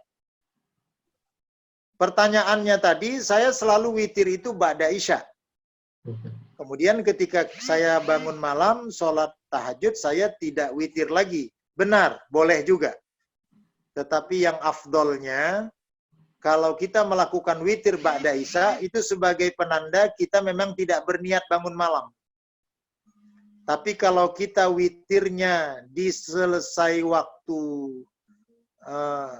tahajud, itu artinya afdolnya meletakkan witir itu ba'da tahajud. Jadi ini pilihan-pilihan saja. Ya. Jadi karena pilihan-pilihan, insya Allah boleh ya melaksanakan witir itu ba'da isya, atau lebih tepatnya lagi sebelum beranjak tidur. Tapi kalau ba'da isya masih nonton TV, masih ngulik-ngulik HP, ya nggak usah. witir itu memang ketika kita akan beranjak tidur. Makasih. Baik, terima kasih Pak Ustadz. Pertanyaan selanjutnya dari Ibu Diana R. Assalamualaikum Pak, menyambung pertanyaan di atas. Apakah lebih baik dilakukan sholat fajar antara azan subuh dan iqomah? Karena pahalanya adalah lebih baik daripada dunia dan seisinya. Kaitan dengan pertanyaan awal, ada yang mengatakan, saya sangat penasaran kalau malam ini tahajudnya sama sekali tidak terlaksana.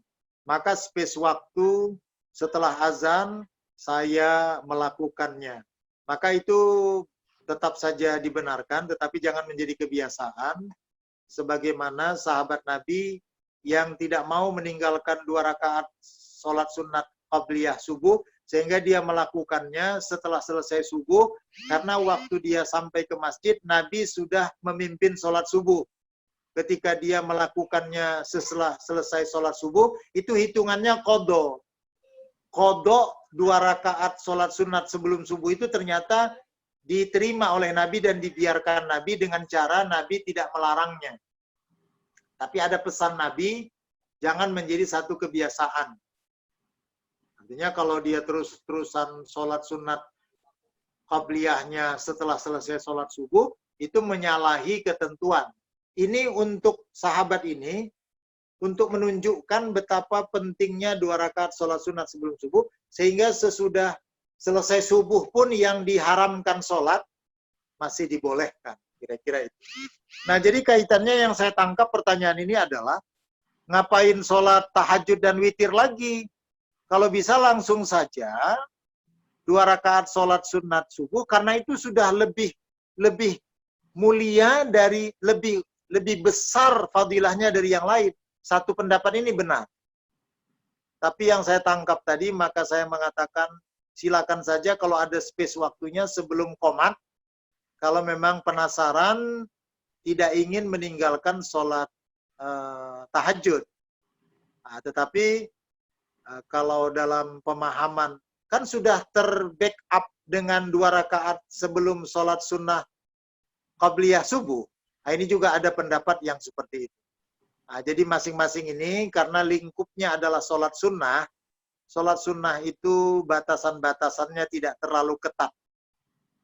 Saya kembali, jaga saja niat kita memang ingin takarrub, mendekatkan diri kepada Allah Subhanahu wa Ta'ala. Insya Allah, Allah masih membukakan pintu-pintu langit untuk diangkatnya amal ibadah kita ke sisi Allah Subhanahu wa Ta'ala. Ya, makasih. Baik, terima kasih Pak Ustadz. Ini ada selanjutnya dari Pak Purti atau Ibu Purti Muki dan juga dari Bapak Gemala Hatta. Ini mungkin saya satukan. Assalamualaikum warahmatullahi wabarakatuh. Mohon apakah bisa doa-doa yang tadi disampaikan Pak Ustadz dapat dituliskan di chat ini. Dan juga tadi ada pertanyaan dari Pak Gemala, mohon juga doa yang disampaikan Nabi kepada Anas bin Malik dapat disampaikan, karena tadi tidak sempat mencatat. Mungkin nanti bisa diperjelas di chat kali ya Pak Ustadz ya. Baik, insya Allah doa tentang bala dan doa Nabi kepada Anas bin Malik, ya. Saya catat, saya foto, saya kirim ke pejuang subuh, nanti bisa di-share kepada jamaah. Siap Pak.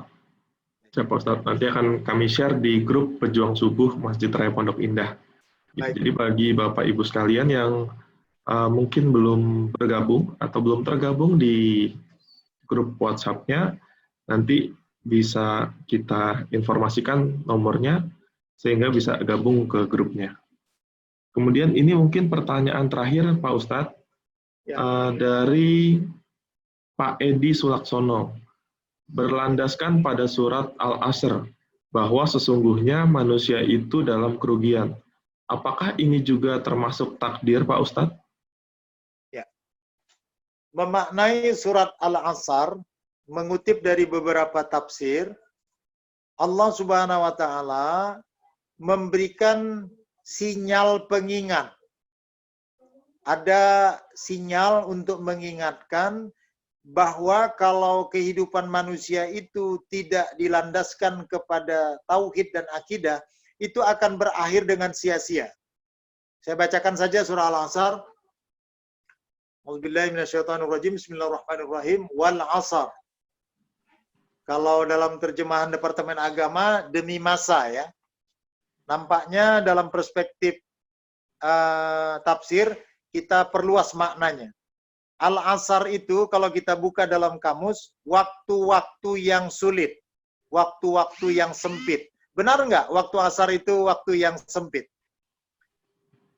Pertama, fisik kita sudah lelah. Sudah bekerja seharian, keuntungan sudah dapat dilihat apakah rugi atau untung. Di tengah-tengah badan kita yang lelah dan pakaian juga kotor, di situ ada perintah untuk sholat. Kalau orang yang tanggung-tanggung imannya, dia mengatakan, gimana mau sholat? Fisik sudah lelah, hari ini juga rugi melulu, pakaian juga kotor. Maka dia mengatakan, saya nggak sholat. Sangat besar potensinya orang meninggalkan waktu asar karena pekerjaan di situ sangat mendesak. Itu yang dikatakan wal asar itu. Maka diingatkan oleh Allah. Kalau dia sampai tidak melaksanakan sholat asar, ya, maka ayat selanjutnya. Innal insana lafi khusrin. Sesungguhnya manusia itu diliputi kerugian. Baru, saya berterima kasih sekali ini, surat ini diingatkan karena menurut Imam Syafi'i, kalaupun Al-Quran tidak diturunkan lagi, satu surat ini sudah cukup untuk kita pedomani. Illalladzina amanu. Ini tema kita. Wa amilus solihati wa tawasaw bil haqqi wa tawasaw bis sabri. Yang pertama itu ibadah, yang wa tawasaw bil haqqi wa tawasaw bis sabri itu muamalah. Jadi supaya kita tidak merugi, maka ibadah kita yang mendorongnya harus tauhid, dan muamalah kita pun yang mendorong dan memotivasinya juga tauhid kepada Allah Subhanahu wa ta'ala. Di luar itu, maka kejadian. Hidup kita ini tidak ada maknanya dan diliputi kerugian. Maka sangat pantas kalau Imam Syafi'i mengatakan surat pendek ini merupakan kesimpulan daripada Al-Quran sebenarnya. Wal asri innal insana lafi khusrin illal ladzina amanu wa amilus shalihat wa tawassaw bil haqqi wa tawassaw bis sabr. Jadi Nabi Muhammad SAW kalau ingin bepergian, kalau ingin safar, ia pamit dengan sahabat-sahabat, maka beliau ya sebelum berpisah membaca surat Al-Asr ini. Begitu besarnya fadilah dan keutamaan dalam surat Al-Asr ini. Nah, kira-kira begitu jawaban saya, Pak. Terima kasih. Baik, terima kasih Pak Ustadz. Terima kasih Pak Edi Sulaksono atas pertanyaannya. Baik, Bapak Ibu sekalian, demikian telah kita bacakan seluruh pertanyaan dari Bapak Ibu sekalian. Kami selaku Panitia Pejuang Subuh Masjid Raya Pondok Indah mengucapkan terima kasih yang sebesar-besarnya kepada Pak Ustadz atas penyampaian materinya, dan juga kepada Bapak Ibu jamaah, karena telah bersama-sama kita meluangkan waktunya untuk mendengarkan ceramah di pagi hari ini. Nah, sebelum kita tutup dengan pembacaan doa dari Pak Ustadz, mungkin Pak Ustadz ada yang ingin disampaikan Pak terkait dengan rencana pembangunan musola? Baik, Assalamualaikum warahmatullahi wabarakatuh. Waalaikumsalam. Dan keluarga, sedikit flashback ke belakang. Di lokasi ini tadinya ada musola yang sudah reot, peninggalan almarhum ayah kami dulu.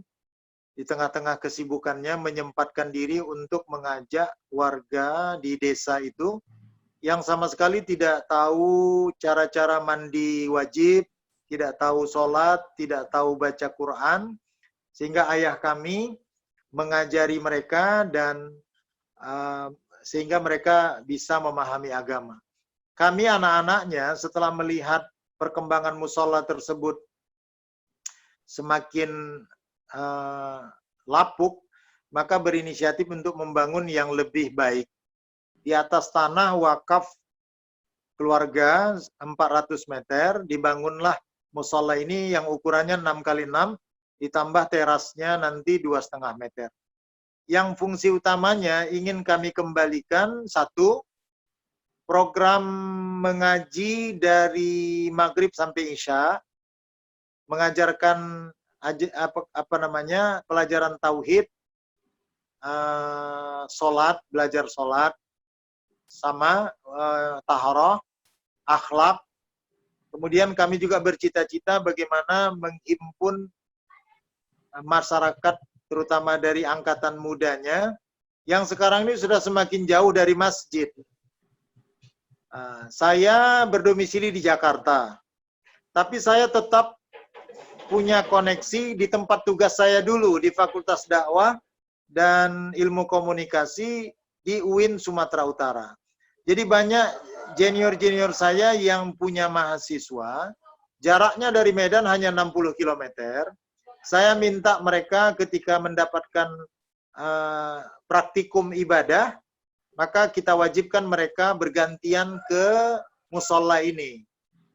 Jadi dalam proses pengisian imarahnya nanti, ini akan menjadi tanggung jawab dosen di Fakultas Dakwah dan Ilmu Komunikasi UIN Sumut. Walaupun saya sudah bertugas di UIN Jakarta, tapi saya masih punya akses untuk meminta mereka untuk melakukan pembinaan di musola kita ini.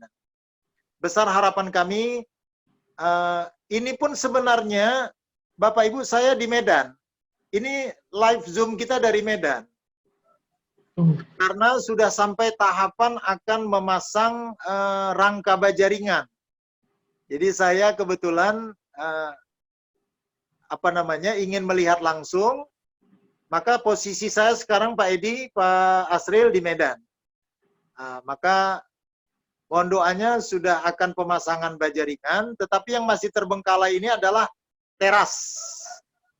Kemudian keramik. Nah, itu yang masih terbengkalai.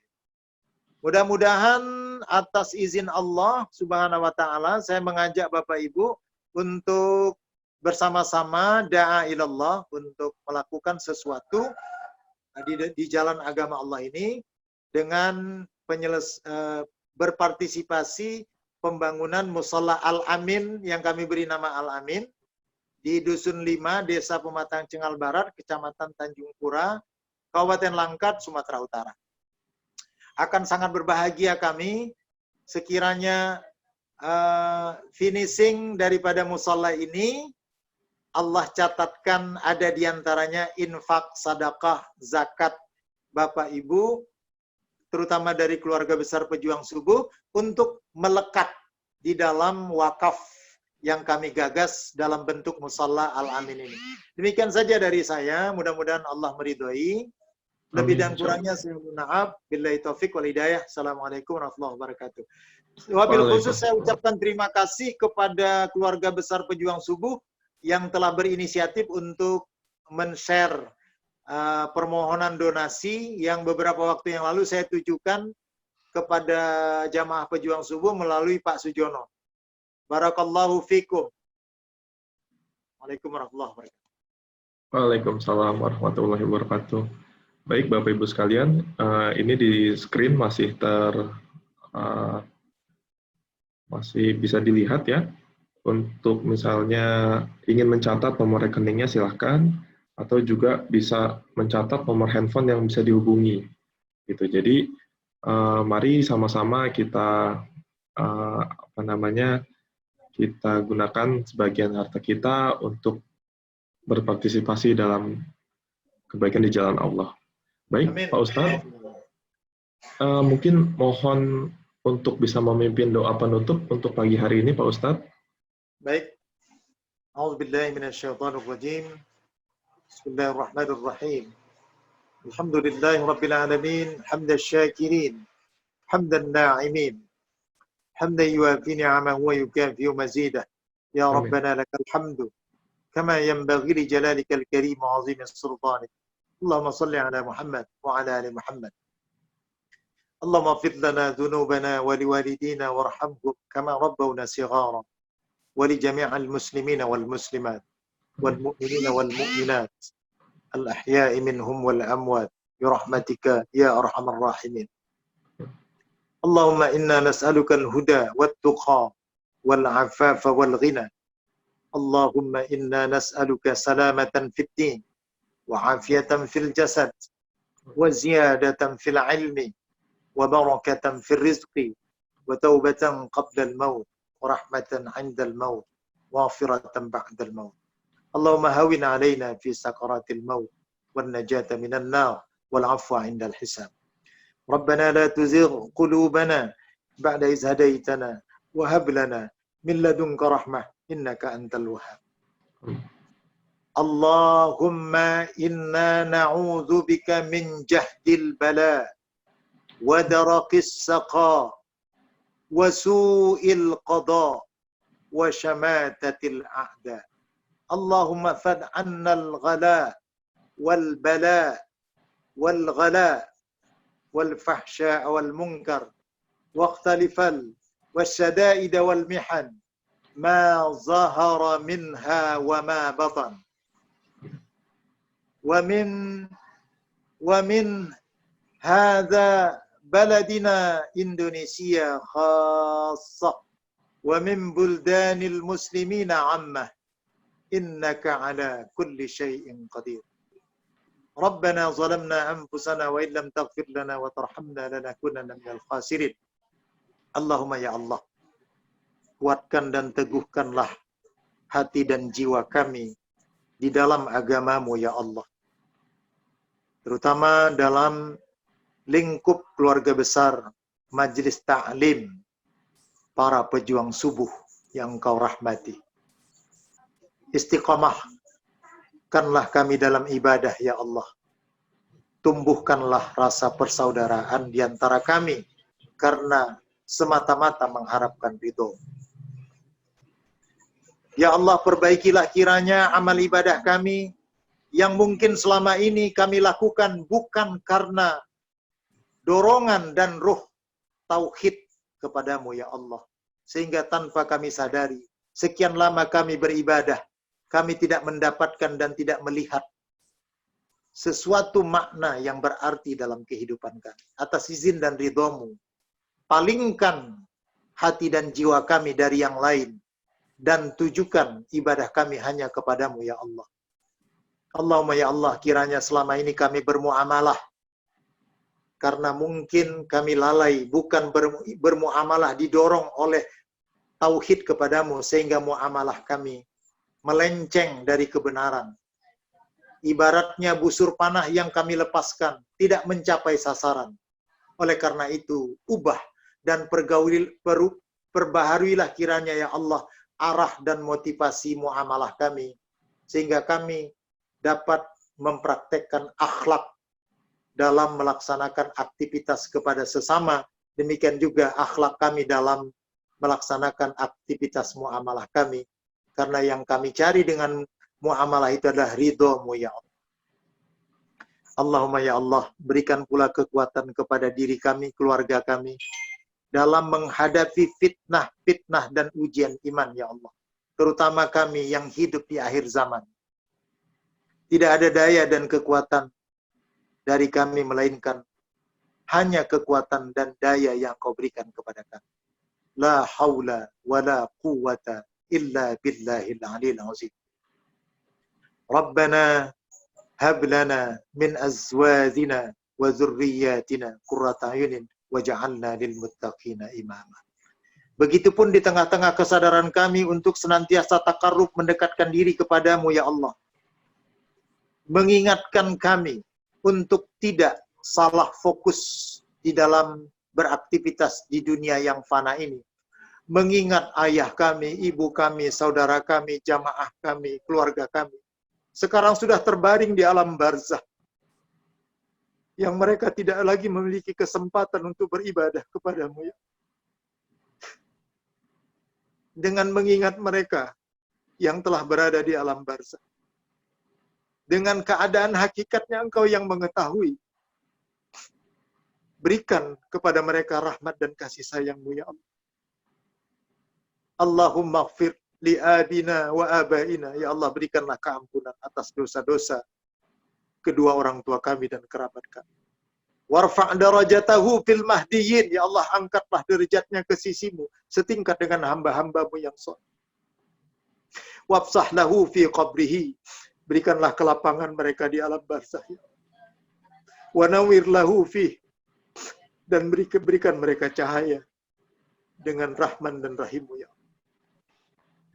Jika Engkau tidak ingatkan kami dan tidak Engkau sadarkan kami, maka kami pun tidak ingin ketika kami kembali menghadap-Mu dan berpindah ke alam barzakh, kami hanya mengingat penyesalan-penyesalan yang seharusnya kami lakukan di dunia, ternyata tidak kami lakukan. Oleh karena itu, dalam doa kami ini kami mohon kepadamu ya Allah, jadikanlah seluruh apa yang terjadi di sekitar kami menjadi ibrah dan pengingat kepada kami, agar kami senantiasa taat dan melaksanakan apa yang Kau perintahkan dan meninggalkan selain Kau yang Kau larang. Ya Allah, ya Rabbal Alamin. Rabbana atina fid dunya hasanah wa fil akhirati hasanah wa qina azabannar bifadlika subhana rabbika rabbil izzati amma yasifun wa salamun alal mursalin walhamdulillahi rabbil alamin. Baik, sekali lagi terima kasih Pak Ustadz atas penyampaian materi dan juga sudah membimbing kami untuk doa penutupnya. Kepada Bapak Ibu sekalian, kami selaku panitia pejuang subuh Masjid Raya Pondok Indah mengucapkan terima kasih atas partisipasinya dan juga mohon maaf apabila ada yang kurang berkenan pada penyajian kajian subuh pada pagi hari ini. Mengingatkan kembali, besok kami masih ada kajian subuh, jamnya sama, masih jam 5.30 sampai jam 7. Silakan Bapak Ibu sekalian bisa hadir kembali dan kita bersama-sama untuk mengkaji ilmu. Ya, ini yang besok. Ujung subuh. Oh, ada juga tur online-nya. Besok ke Kepulauan Fiji yang akan dipandu langsung oleh Bapak Benjamin Scott Karnadi. Beliau adalah Duta Besar Indonesia untuk Kepulauan Fiji. Baik, Bapak Ibu sekalian, terima kasih. Sebagai penutup, kita baca surat bacaan doa kifaratul majelis. Subhanaka Allahumma wa bihamdika asyhadu alla ilaha illa anta astaghfiruka wa atubu ilaik. Wassalamualaikum warahmatullahi wabarakatuh. Waalaikumsalam warahmatullahi wabarakatuh. Makasih Pak Endrawan, Sama-sama Pak Ustaz. Juyono, Pak Azril, Pak Edi, Pak Edi juga, yang lain-lain. Semoga Allah Subhanahu wa taala merahmati kita. Amin. Kurangnya saya mohon maaf. Billahi taufik wal hidayah. Assalamualaikum warahmatullahi wabarakatuh. Waalaikumsalam warahmatullahi wabarakatuh.